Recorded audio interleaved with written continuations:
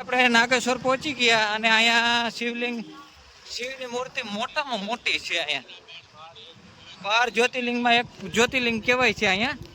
અને તો જુઓ નાગેશ્વર મહાદેવની મૂર્તિ કેવડી મોટી છે. બહુ મોટા કેટલા મીટર હોય તો આપણે અંદાજ નથી. આમ જોઈને જ એમ થાય કે ઓહો આ બનાવી કેમ હશે બધાએ. જુઓ તો આ નાગેશ્વર મહાદેવ મંદિરની આ બાયણેનો બધો નજારો છે. અહીંયા 4 વ્હીલર પડી છે. બધી ઘણા શ્રદ્ધાળુઓ અહીંયા આવે છે. સારું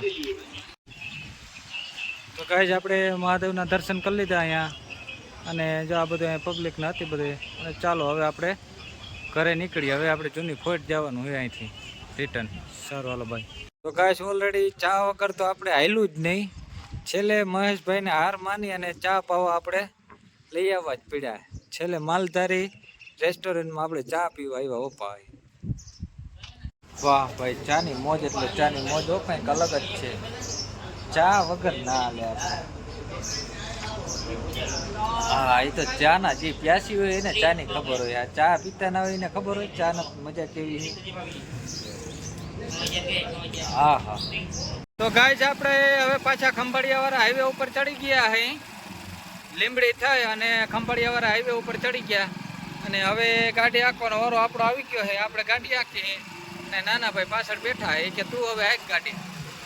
એ કે તું વાહે બેઠા બેઠા બહુ મજા કરી. હવે ઘડીક હાંક ગઈ અને હું વાહે બેઠો તો પકડાઈ ગયો તો હું હાલ હવે હું ઘડીક ગાડી હાંકી લઉં. રગો મોકરી પડી જાય ને ભાઈ. તો ગાઈસ આપણે માધવ હોટલે ભરતભાઈ આપણે ભટકી ગયા. વડોદરાના આપણા દોસ્તાર છે. એની ચા પીવા ઉભો રાખ્યા ધરાર.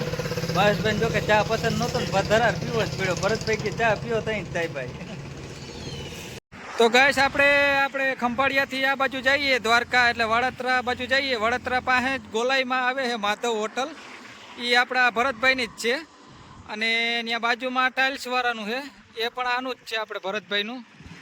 માધવ ટાઇલ્સ માર્બલ એ પણ આપણે ભરતભાઈનું જ છે. કોઈને લેવું હોય તો અહીંયા વડોદરાની બાજુમાં જ છે. હાઈવે ટચ જ ભાઈ. અને અહીંયા હોટલ છે. કોઈ દ્વારકા આવતું હોય તો અહીંયા રોકાજો, સ્ટોપ કરજો. બહુ ક્વોલિટી સારી જ છે જમણવારનું બધું.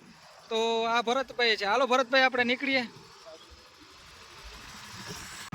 તો ગાઈસ આપણે નાગેશ્વરથી હવે ખંભાળિયા થઈ અને જૂની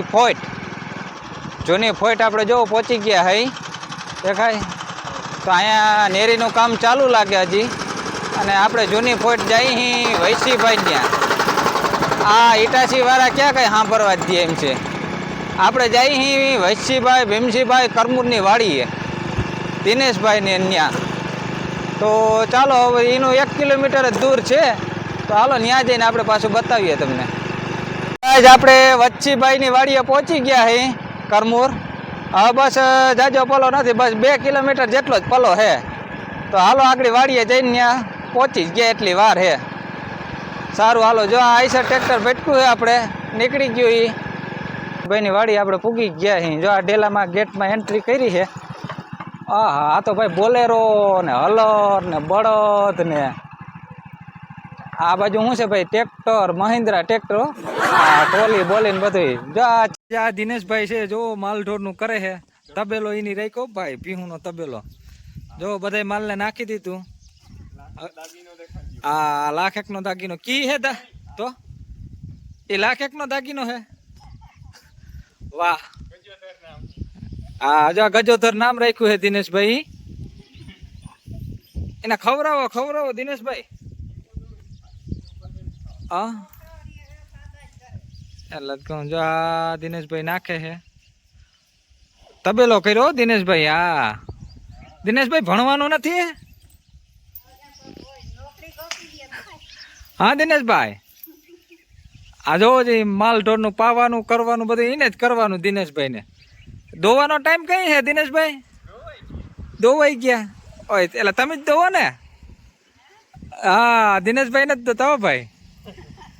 તો હવે દોતા શીખી જાવ. તબેલામાં એમને ના હાલે. એવું છે કા? તો ગાઈસ હવે આપણે જૂની ફોટથી આપણે ચોખંડા જઈએ અને ભંડારિયા પહોંચ્યા. ભંડારિયાથી આગળ આપણે દર્શલભાઈના ઘરે જવાનું છે. અહીંયા તો નેરીનું કામકાજ ચાલુ લાગે બધું નેરીનું. ખોદકામ કંઈક લાઈન બાઈન નાખતા લાગે પીવીસી ની કે. અને બસ જો આ સામે દેખાય એ બધું ઓજાર આપણે દર્શિલભાઈનો જ છે.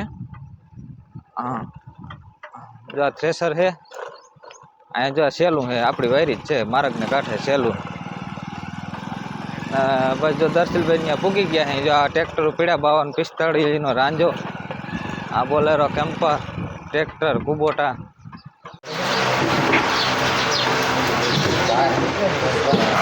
હો પૂરા હા દર્શિલભાઈને શું થશે આ જોઈને આખું લોડર ખોલીને બેઠા છે.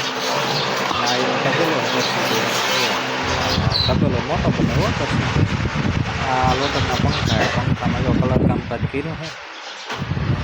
બીજું બે પંખામાં કલર કર્યો અંદર દેખાય વરસાદના પલ્લે નહીં.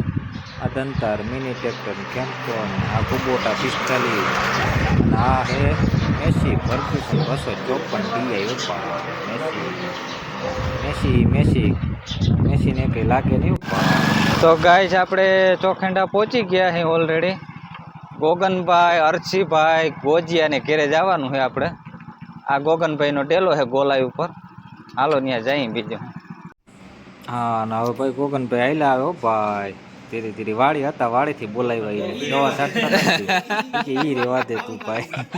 ગયા હતા ને એક છોકરો એવો હતો ને, હું શું ઉપાડીને જોતો નહોતો, મોબાઈલ સિવાય કંઈ વાત નહીં. પછી ભાગવું ઓએ ઉર્વી કેવું ભાગવું. ભવ્યા એ ભવ્યા ઈ એવી જ હતી. હા હું શું ઉપાડીને ના જોવે, આમ જોવો જોઈએ. તો ગાઈસ આપણે ચોખંડાથી પણ નીકળી ગયા ને પાછા હવે બધો ઘરે પહોંચવા આવ્યા છીએ. આપણે મોટાવડિયા અમારા ગામમાં પહોંચી ગયા છે. તો ગાઈસ આજનો સફર આપણો પૂરો થયો દ્વારકાનો. પાછા છેલ્લો વિડીયો, લાસ્ટ વિડીયો હતો આપણો. તો આપણા વિડીયોને લાઈક, શેર અને સબસ્ક્રાઈબ કરવાનું ના ભૂલતા.